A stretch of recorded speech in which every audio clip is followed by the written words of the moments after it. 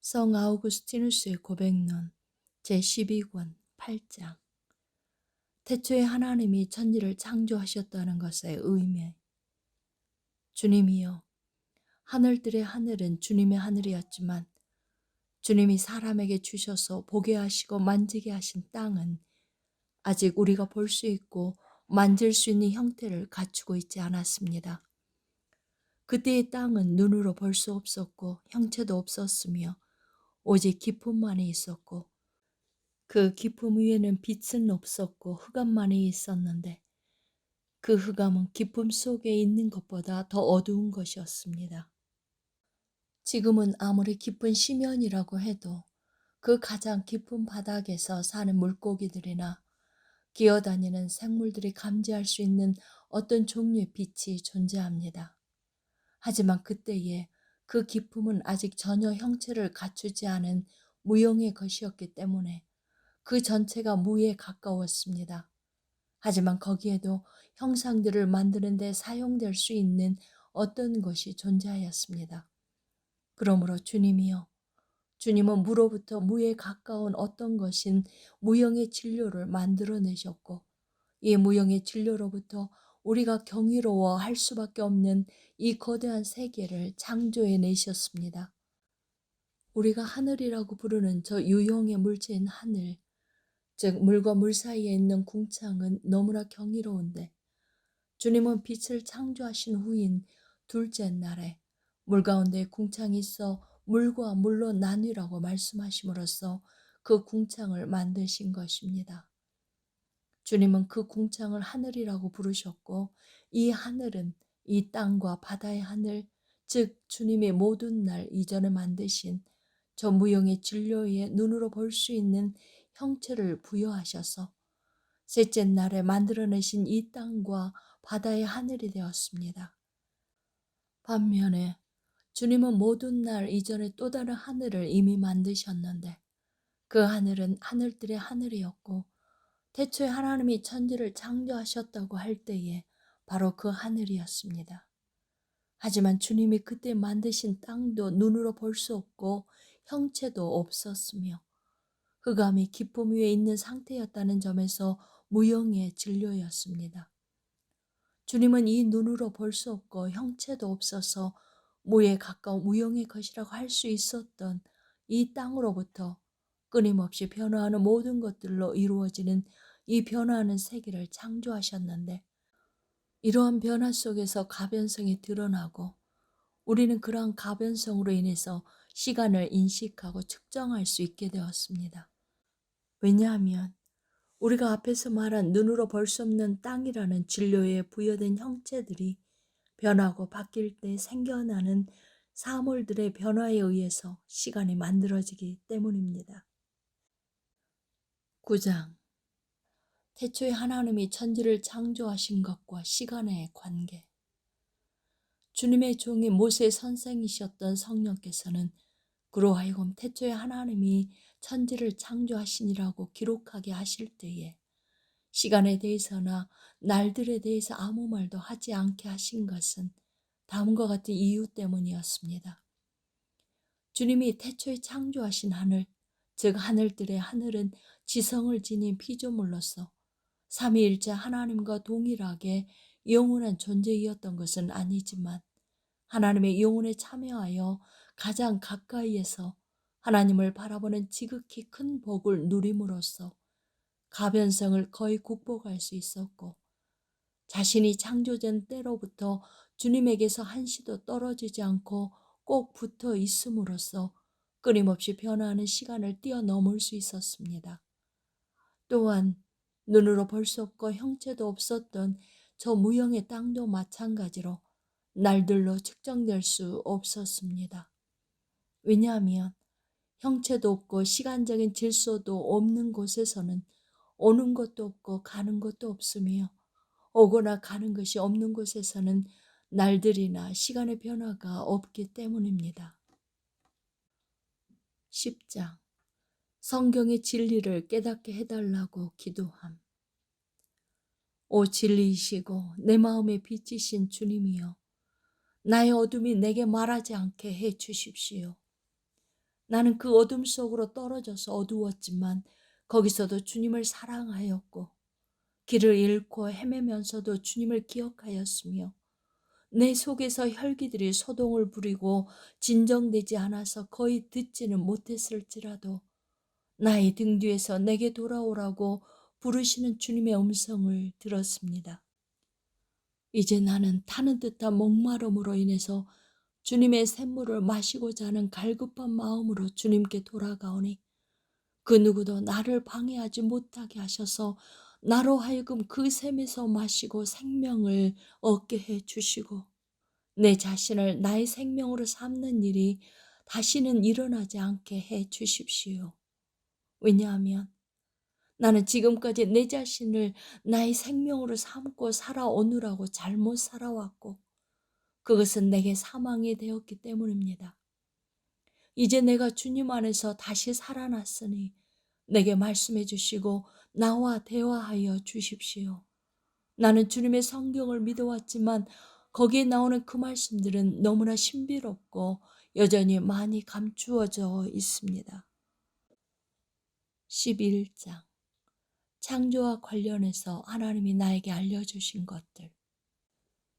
주님이여, 주님께서는 이미 내게 크고 분명한 음성으로 주님은 그 어떤 형체나 운동으로 말미암은 변화도 없으시고 이때는 이렇게 저때는 저렇게 때를 따라 그 뜻이 변한다면 영원히 죽지 않는 존재라고 할 수 없겠지만 주님의 뜻은 시간에 의해서 변하는 일이 결코 없기 때문에 오직 주님 자신만이 영원하시고 결코 죽지 않으시는 존재시라는 것을 내 마음에 귀에 대고 말씀하셨습니다. 이것은 주님의 목전에서 내가 분명히 알고 있는 것이기는 하지만 앞으로 이것이 내게 더욱더 분명해지게 해주셔서 나로 하여금 그 분명한 지식 안에서 주님의 날개 아래 영원토록 거하게 해주십시오. 또한 주님이여, 주님께서 내게 마찬가지로 크고 분명한 음성으로 내 마음에 귀에 대고 말씀하신 것들이 있는데 첫 번째는 주님처럼 존재하고 있는 것은 아니지만 그래도 아무튼 존재하고 있는 모든 자연들과 실체들을 주님이 창조하셨다는 것이고 두 번째는 주님에 의해서 창조되지 않은 것은 오직 두 가지인데 하나는 존재하지 않는 것이고 다른 하나는 절대적으로 존재하시는 주님을 떠나서 상대적으로 존재하는 것들을 향해 움직여가는 의지의 운동인 허물과 죄라는 것이며 세 번째는 그 어떤 죄도 처음부터 영혼까지 주님께 해를 입히거나 주님의 통치 질서를 어지럽힐 수 없다는 것입니다.